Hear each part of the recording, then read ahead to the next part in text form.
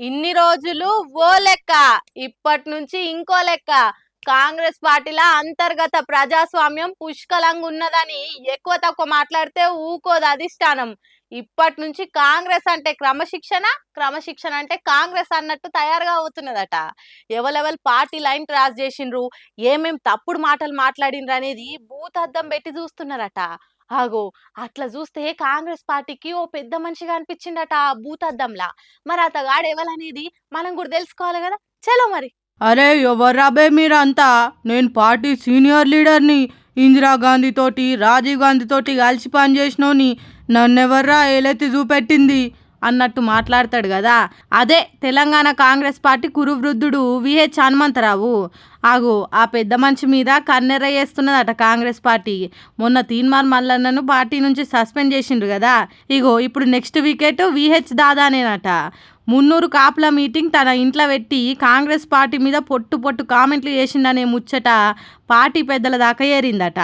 ఆగు, అందుకే మాజీ ఎంపీ విహెచ్ను మాజీ కాంగ్రెస్ లీడర్ను చెయ్యాలి అనే ఆలోచన చేస్తున్నదట పార్టీ. తెలంగాణలో కాంగ్రెస్ పార్టీని లెక్క చేయకుండా తోక జాడిస్తున్న వాళ్ళ మీద ఢిల్లీ పార్టీ మస్తు కోపంతోనున్నదట. మరి ఉండదా? దేశం మొత్తం మీద కాంగ్రెస్ పార్టీ సర్కారు ఉన్నదే 2-3 రాష్ట్రాలల్లా, అందున తెలంగాణ ఒకటి.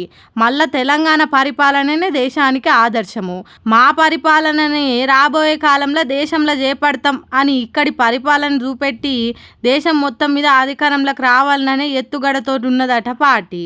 మరి అన్ని ప్లానింగ్లు వేస్తున్న ఢిల్లీ పార్టీకి ఇక్కడ జరుగుతున్న తప్పులను సరిదిద్దాలే అనుకున్నారో ఏమో. అందుకే ఇన్ని రోజులు ఎవరెవరు నోటికొచ్చినట్టు మాట్లాడినరు, పార్టీ పరువు తీసినట్టు చేసిండ్రు అనేది వరుస పెట్టి చూస్తున్నారట.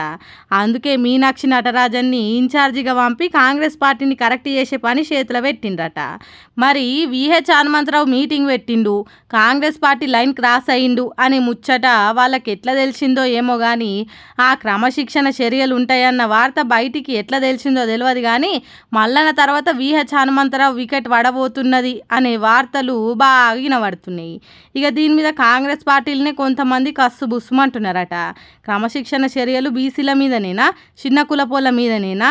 పెద్దోళ్ళు ఏం మాట్లాడినా వాళ్ళ మీద ఎసొంటి చర్యలు ఉండయా? మొన్నటికి మొన్న చిన్నారెడ్డి 100 కోట్లు తీసుకొని ఎమ్మెల్సీ టికెట్ అమ్ముకున్నారు అని కామెంట్లు చేస్తే క్రమశిక్షణ చర్యలు ఉండయా అని గట్టిగానే అడుగుతున్నారు. ఇక ఇంకొంతమంది అయితే ఇట్లా క్రమశిక్షణ చర్యలు తీసుకుంటూ పోతే కాంగ్రెస్ పార్టీల కార్యకర్తలు తప్ప లీడర్లు ఎవ్వరు ఉండరు కావచ్చు అంటున్నారు. చూడాలి తర్వాత ఎవరెవరి మీద క్రమశిక్షణ చర్యలు ఉంటాయి, కాంగ్రెస్ పార్టీ భవిష్యత్తు ఎట్లుండబోతున్నది అనేది.